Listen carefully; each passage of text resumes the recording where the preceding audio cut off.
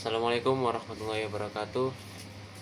Eh, Sebelumnya perkenalkan, nama saya Hafid Ali Fauzi dengan NIM 0502040424039. Saya dari kelas HTN di KP.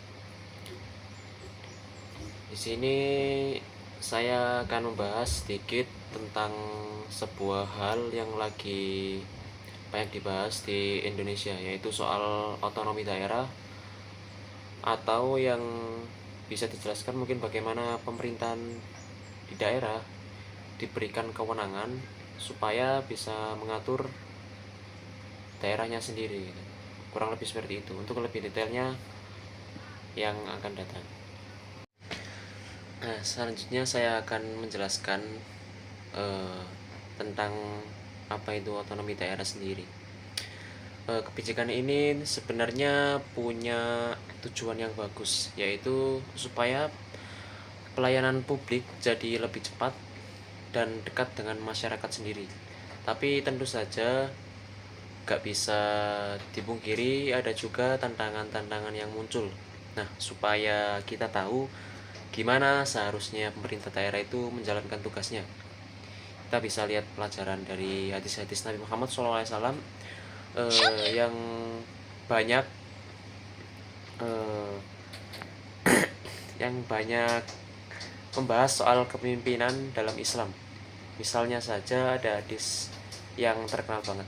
Rasulullah SAW pernah bersabda, setiap kalian adalah pemimpin dan setiap pemimpin eh, akan dimintai pertanggungjawaban atas penguasaannya. Hadis riwayat Bukhari dan Muslim. Ini sederhana tapi penting banget.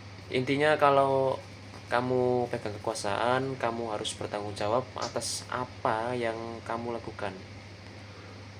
Gak cuma tanggung jawab dunia, tapi juga di akhirat nanti. Jadi kepala daerah itu bukan main-main. Mereka itu harus benar-benar memastikan rakyatnya terlayani dengan baik dan adil. Selain itu, Islam juga mengajarkan kita bahwasanya nggak ada satu orang atau satu kelompok saja yang ngerasain semua kekuasaan. Rasulullah SAW sendiri pernah membagi wilayah kekuasaan pada para pemimpin supaya mereka bisa fokus dan wilayahnya diatur dengan baik. Ini mirip banget dengan prinsip otonomi daerah, di mana kekuasaan pemerintahan pusat itu dialihkan sebagian ke daerah supaya bisa lebih cepat tanggap dan tepat sasaran. Tapi masalahnya kadang saat kekuasaan itu sudah di tangan, gak sedikit yang justru malah menyalahgunakan. Contohnya saja itu korupsi. Kita tahu lah korupsi di Indonesia itu seperti apa. Korupsi itu yang masih jadi momok di budaya di banyak daerah. Ini tuh jelas bertentangan banget dengan ajaran Islam. Nabi Muhammad SAW pernah mengingatkan kita, setiap penumpang akan ditanya tentang barang yang diamanahkan kepadanya. Jadi kalau kita jadi pemimpin dan punya tanggung jawab, jangan sampai amanah itu disalahgunakan gitu. Jadi kalau korupsi ya sama saja kita berkhianat dan dosa besar juga gitu. Supaya nggak terjadi hal-hal seperti itu, Islam itu mengajarkan pentingnya musyawarah atau ngobrol bareng-bareng sebelum mengambil keputusan gitu. Nabi Muhammad SAW juga pernah bersabda, musyawarah itu bagian dari kebaikan. Itu berarti kepala daerah itu harus dengar pendapat masyarakatnya, tokoh agama dan elemen lainnya, supaya putusan yang diambil itu benar-benar mewakili rakyatnya gitu.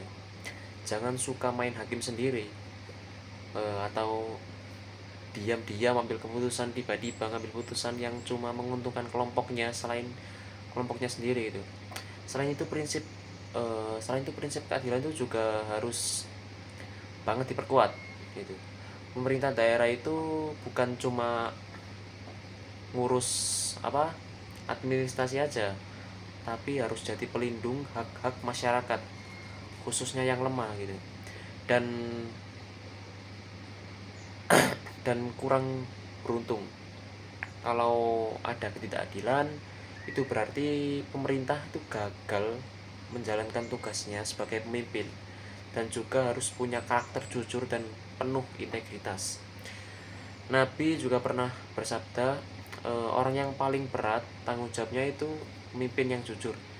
Jadi jangan sampai karena hanya sebuah jabatan malah kita tuh lupa sama nilai kebaikan dan amanahnya gitu. Nah, supaya otonomi daerah ini bisa berjalan dengan baik, kita juga butuh sistem pengawasan yang melibatkan masyarakat secara langsung. Jadi masyarakat juga ikut mengawasi pemerintahan daerah supaya nggak ada penyimpangan atau jenis korupsi. Nah, ini itu penting supaya pemerintah daerah itu eh, tetap bersih dan dipercaya. Kemudian semoga otonomi daerah nggak cuma jadi teori atau slogan, tapi benar-benar bermanfaat buat masyarakat dengan mengambil pelajaran dari sunnah Nabi. Kita bisa membangun pemerintah yang adil, transparan, dan membawa kemaslahatan untuk semua.